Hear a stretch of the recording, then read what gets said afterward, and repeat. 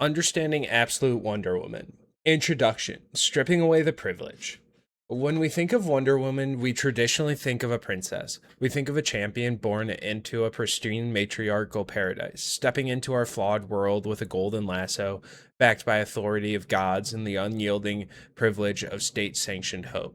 But when DC built the Absolute Universe under Earth Alpha, the mandate was clear. Strip away that systematic privilege, strip away the institutional backing. What happens to Diana when you take away Paradise Island? Take away her sisterhood, and deny her the very word Amazon. That was a terrifying, brilliant narrative challenge. If you look at my painting, you'll see right away that this isn't a superhero in a swimsuit. This is an outlaw. This is a witch warrior raised in the trenches of hell. Today, I want to take you through the visual semantics, the narrative tragedies, and the design mechanics that dictate exactly why this version of Diana looks the way she does. The volcanic palette and the heavy metal aesthetic. Let's start with the immediate visual impact, the color and the texture. Historically, Diana's costume functions like a flag, vibrant, patriotic, welcoming. But Earth Alpha is a reality saturated not by Superman's hopeful energy, but by Darkseid's oppressive, negative frequency. The ruling system here belongs to corporate elites and corrupt tyrants. Heroes are celebrated, they're the ultimate underdogs. Because of that, the color palette feels born from environmental survival. Her primary color scheme is a deep, running, blood red layered underneath heavy textured plate of matted black.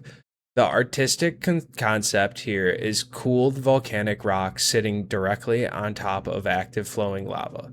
She looks physically warm, like she is retaining the literal heat and emotional intensity of the volcanic wasteland she was raised in. Look at her posture. In the picture, there are no pristine metal gauntlets reflecting the sunlight. Instead, her hands and wrists are bound in rugged protective red bandages. Her shoulders feature asymmetrical dark plate armor. She's wearing flat, heavy combat boots built for trekking through ash and blood, not for hovering elegantly above a city skyline. She's grounded, she's heavy. And that is even going about the tattoo that she has on her arm. That is its own story. The second section, reconstructing the mythology raised by witchcraft. To understand why she looks so hardened, you have to understand her trauma. In this timeline, the Amazons committed an ancient offense against Olympus. Zeus, in his absolute tyranny, severed the infant Diana from Queen Hippolyta, locked the Amazons away eternally, and physically banned the very word Amazon from human speech. Diana was thrown into the wild isles of hell to die, only to be rescued and raised by the sorceress Circe. Think about that shift. Her mother figure isn't a noble queen, it's a cynical, bitter witch who taught her the occult arts, potion making, and ritual spellcasting. This brings me to one of the best visual details of the painting, the prominent, detailed tattoo snaking down her right arm. That is Hecate's triple sigil. That tattoo isn't just aesthetic, it's a living conduit for her witchcraft. It represents a history of pain. In her first arc, her right arm is completely burned to ash during a sacrifice to defeat an extra dimensional anomaly called the Tetracide. She literally has to reconstruct her own limb using dark magic. When you look at her arm in this drawing, you're looking at the scars held together by sheer willpower and occult force. Section 3. Brutalist weaponry and the WW. Now let's talk about the weapons. The traditional Wonder Woman carries a balanced sword, a shield, and a gleaming lasso of truth. But an outlaw fighting an oppressive corporate military industrial complex needs a different kind of steel. Behind Diana in the picture, you can see the hilt and the massive unadorned silhouette of the Athenian blade. This is designed as a giant brutalist rectangular sheet of dark metal. It takes direct inspiration from the iconic heavy-ass sword of manga history. Think Berserk or Final Fantasy. It's an impossibly large weapon, but its scale is entirely justified by her metahuman strength. When she swings this thing, it's about raw velocity and devastating impact. It's a tool for the warrior who had to fight monsters and titans just to earn her right to breathe. But notice her chest piece. Even in the dark, gritty redesign, the iconic double W emblem remains the central anchor. I wanted to ensure in my rendering that the chest plate was a solid, unyielding piece of armor, no matter what angle she's fighting from, no matter how distorted the perspective gets.